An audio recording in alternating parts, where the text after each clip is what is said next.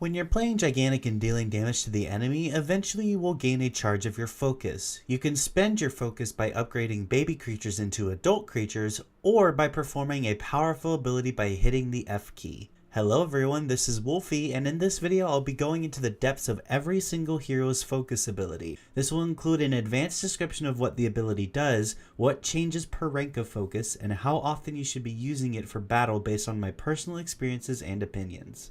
Gnosis' focus is called Labyrinth. Gnosis causes multiple spears to pierce from the ground in a circle around him, stunning enemies that they hit for 0.5 seconds and dealing damage while also applying a bleed and armor crack effect. At rank 1, the spears deal 200 damage and bleed for 85 damage per second for 4 seconds. At rank 2, the damage is increased to 300 and the bleed lasts for 5 seconds. And at rank 3, the spears deal 400 damage and the bleed lasts for 6 seconds. Labyrinth is definitely a strong focus both in how much damage and soft crowd control it provides. The range is pretty good, though it's important to remember that since the spears expand over time, enemies on the outer ring have a chance to get away from it. Gnosis' focus also seems to have a fixed height, so there's a chance that enemies either above or below you will not get hit at all, so keep that in mind if you're fighting on an incline. I think that Labyrinth should be used in fights as often as possible since Gnosis can gain focus charges pretty quickly. However, I find it most useful when I have at least rank 2 for that little extra damage. Margo's focus is called Ground and Pound. Margo slams his demon fist into the ground, dealing damage and launching all enemies around him straight up into the air. Margo also gains plus 30 armor for 4 seconds after hitting the ground. At rank 1, the slam deals around 240 damage in a small radius with a 0.5 second launch. At rank 2, the slam deals around 300 damage in a larger radius with a 1 second launch. And at rank 3, the damage is increased to around 360 damage in a very large radius with a 1.5 second launch. Ground and Pound is easily one of the best focus abilities in the entire game. It has amazing engage potential even at rank 1 as a follow-up to either Margo's Charge Forth or Staggering Leap. Since it also gives armor, it all around makes Margo's job much easier to do. Ground and Pound is currently also the only focus in the game that actually has an increased area of effect per rank, so sometimes you might want to wait for at least rank 2 if the enemy team has more ranged heroes in their team composition. Margrave has a lot of interaction in his upgrades to increase his focus gain, so it's not uncommon to have Ground and Pound ready for most team fights. Paco's focus is called Breath of Frigid Air. Paco breathes in the freezing air around him, heavily slowing enemies in a long frontal cone and dealing a slight amount of damage over 2 seconds. Enemies who enter or are still within the cone after he exhales get turned into snowmen for 4 seconds, rendering them unable to act but also giving them a shield. Breaking the shield causes extra damage and turns them back to normal. At rank 1, the breath deals around 180 damage and gives a 300 health shield. Breaking the shield deals 300 damage. At rank 2, the breath deals around 250 damage and gives a 400 health shield. Breaking the shield deals 400 damage. And at rank 3, the breath deals around 290 damage and gives a 500 health shield. Breaking the shield deals 500 damage. Breath of Frigid Air provides one of the longest forms of hard crowd control in the entire game, making the ability an incredible tool for engaging or disengaging. The range is deceptively long and enemies will become snowmen even if they enter the area late, meaning that enemies will have to be careful about where they are standing. For some reason, the ability is also very tall and can be used from high places, but there also seems to be a sweet spot of where it actually affects, so it takes a lot of trial and error. For my personal experience, Paco does not gain focus charges incredibly fast compared to Margrave, but even just a rank 1 breath is more than enough to fulfill its purpose. But it's also important to note that since the focus is channeled, it can be interrupted by hard crowd control like a daze or stun before the final breath goes out, so you need to know what the enemy team is capable of doing. Zandora's focus is called Vow of Shielding. Zandora raises her star lance into the sky, providing herself and all nearby allies a massive shield. While the shield is active, Zandora can restore 75 of the shield's hit points by landing her left mouse button. At rank 1, allies in the area gain a 600 health shield that lasts for 5 seconds. At rank 2, allies in the area gain an 800 health shield that lasts for 6 seconds. And at rank 3, allies in the area gain a 1000 health shield that lasts for 7 seconds. Vow of Shielding is borderline overpowered right now based on the community opinions. Since Zandora has a talent that gives her focus when applying any of her auras to friendly units, she will more than likely have it ready for every teamfight. Even if she can only apply it to herself, it gives her an enormous shield that's hard to punch through, especially since her fast attack speed and long attack range replenish the shield's health. Until it gets nerfed, this is one of two focus abilities that I would use 100% of the time for combat.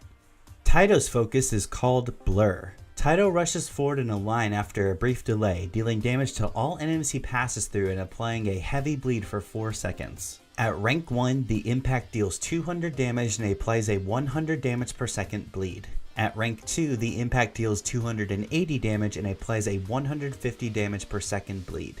And at rank 3, the impact deals 360 damage and applies a 200 damage per second bleed. Blur is a big reason why Tyto can perform well in long fights, since it gives him a lot of damage and flows very well with his high mobility playstyle. Tyto is another hero who has a lot of options within his upgrades that give him increased focus gain, and certain builds can actually provide him with a chance to use his focus twice in one fight if done correctly. Blur is also very versatile in the fact that it can be used as a hit and run finisher on a low target, or can be used as a good follow-up to a big engage, despite the fact that it sometimes has collision issues. Trip's focus is called Bladestorm. Trip targets an enemy at range before teleporting directly to them and dealing massive damage while also stunning them for 1.5 seconds. Bladestorm deals 50% increased damage if it hits the enemy in the back. Trip is also invulnerable during the ability animation. At rank 1, Bladestorm deals around 360 total damage on the front. At rank 2, Bladestorm deals around 510 damage on the front. And at rank 3, Bladestorm deals around 650 damage on the front. Bladestorm is the other of the two focuses I personally would use for battle every single chance I could. Despite how buggy it is sometimes, it has so much strength as an excellent finisher. It's also currently the only focus ability that can critically strike, and the 50% bonus damage is nothing to laugh at. Even if you don't use it as a finisher, the added stun is also a great way for your team to collapse on a priority target. If you can get past the awkward targeting, Bladestorm is another top tier focus in the game right now. Wu's focus is called Typhoon's Fury. Wu lunges forward with a mighty uppercut, dealing a burst of damage and launching the first enemy he hits upwards for 1 second. Wu also gains increased damage and bonus armor for 4 seconds. Hitting enemies with any ability increases the buff duration to a maximum of 10 seconds. At rank 1, the punch deals 320 damage, while Wu gets 30% increased damage and plus 20 armor. At rank 2, the punch deals 400 damage, and Wu gets 45% increased damage and plus 30 armor. And at rank 3, the punch deals 480 damage, and Wu gets 60% increased damage and plus 40 armor. Typhoon's Fury is a very underused focus simply because of how difficult it is to hit. The width and height of the uppercut is very small despite the overdramatic animation. However, in my opinion, the true power of the focus comes from the damage and armor buff on activation. Wu gains these bonuses even if the attack misses, and at just rank 1 it is the strongest damage steroid in the game and is also the longest buff if you can get it to max duration. Don't be afraid to use it even if you're not very good at landing the punch, because after all, practice makes perfect. Griselma's focus is called the Abyss. Griselma calls forth a massive portal beast in a target area, dealing damage and launching away all enemies for 0.5 seconds once it emerges. The beast lasts for 8 seconds and will attack enemies within melee range. At rank 1, the launch deals 250 damage and the beast attack will deal 135 damage. At rank 2, the launch deals 400 damage and the beast attack will deal 180 damage. And at rank 3, the launch deals 550 damage and the beast attacks will deal 225 damage. The Abyss is a good focus when it comes to zoning. Though the crowd control is mediocre at best, the Portal Beast damage shouldn't be underestimated. I wouldn't say that Griselma's focus should be used every chance you can, even though she does have a very fast focus gain with the help of her hands. Unless the enemy team is very melee heavy, I would say use it sparingly until all your creatures have been upgraded. Ashland's focus is called Terrify. Ashlyn recalls Cater to her current position and he lets out a wave of energy that deals damage around him. Enemies are also launched far away for 1 second and also weakened and slowed by 20% for a duration. At rank 1, the wave deals 320 damage and applies the weakness and slow effects for 4 seconds. At rank 2, the wave deals 400 damage and applies the weakness and slow effects for 6 seconds. And at rank 3, the wave deals 480 damage and applies the weakness and slow effects for 8 seconds. Terrify is a very interesting focus that has gone through a lot of changes in the past in how it activates. It is strong on paper, but in practice the delay of the damage and crowd control leave it a little underwhelming when it needs to be used in an instant. I also think that Ashlyn has a relatively slow focus gain, so it's not very often you'll get a chance to use it properly. Most Ashlyn players use Terrify as a defensive focus to help keep their allies safe, but even then the ability is rather awkward in my opinion. This will be the end of part 1 of this video. Be sure to like, comment, and subscribe to the channel if you enjoyed watching. Check out part 2 of this video, link in the description. Thank you for watching, have a good day, and I'll see you on the airship.